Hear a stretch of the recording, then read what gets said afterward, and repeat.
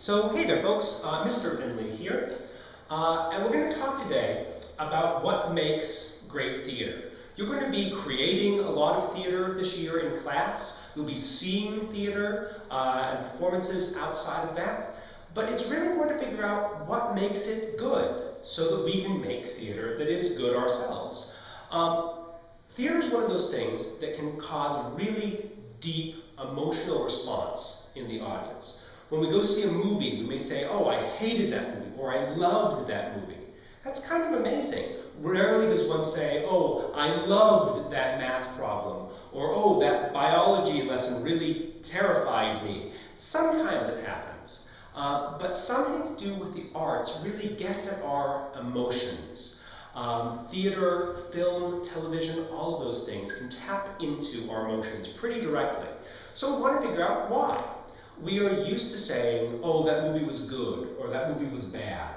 But what do we mean by that? What is underneath those terms, good and bad? Well, it turns out it's a little bit different for everyone.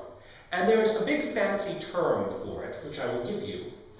We call it your personal aesthetic. And that just means the things that you personally look for in a play or a movie or a painting or a piece of music, any work of art. There are going to be some things that really appeal to you. That's why we call it personal, because it has to do with you. Your personal aesthetic, the things that you look for in a work of art. And it's different for everyone. One person, if they go see a movie, they really want lots of explosions and plenty of fart jokes. That's just something that they really like. Another person may instead want romance and deep meaning and Robert Pattinson. That's the sort of thing that they look for. It's not that one of these is right and one of these is wrong. No, they're just different. They are each one's personal aesthetic. That first person may hate all the movies that the second person loves and say, oh, those are bad movies. But they're not really bad. They just don't match up with his or her personal aesthetic. So there are lots of different things that go into a personal aesthetic. Some of those may be the acting. For some people, the quality of the performance is really important, how believable the actors are or how funny they are on stage. For others, the quality of the acting isn't nearly as important as the quality of the writing. Is it well written? Are the things they are saying interesting? For some other people, neither of those is as important as the design or the visuals. What does this look like on stage or look like on screen? Is it really captivating to watch? They have great costumes and great sets.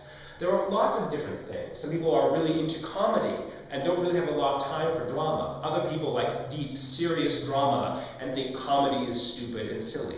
It's different from person to person. That again is why we call it your personal aesthetic. So this week we're going to be talking about what goes into your personal aesthetic. What the qualities are that you look for in film or television or theater, maybe without even knowing it. And hopefully, as we talk about that, we will find that there are some standards. There are some things that, even though everyone's aesthetic is a little different, are constant across all of them.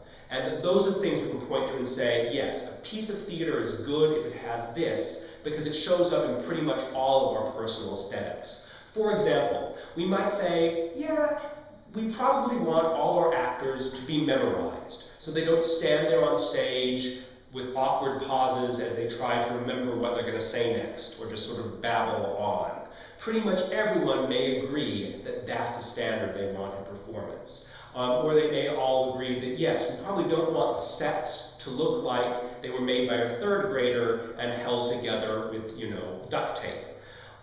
But it's interesting when you try and set standards, because sometimes those standards are hard to set. For example, when it comes to acting, we might say, well, one standard that everyone might agree on is that the actors be believable. We believe that those are real characters up on screen or on stage. But then if you consider something like cartoons that aren't believable at all, does that mean that they're less good than big, serious, believable drama? I love SpongeBob SquarePants. He's not very believable, though. So sometimes you have to be careful when you're setting those standards and make sure that you're really including all the elements of those personal aesthetics. So we're going to be talking about those a lot this year.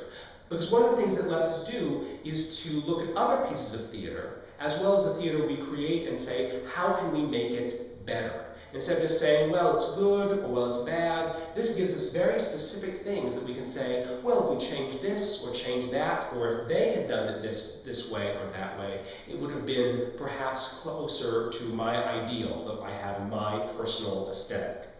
So yeah, we're going to talk about that this week. We're going to set up some standards for what a personal aesthetic is and the things that show up in your personal aesthetic, and that's going to sort of focus everything we talk about this year.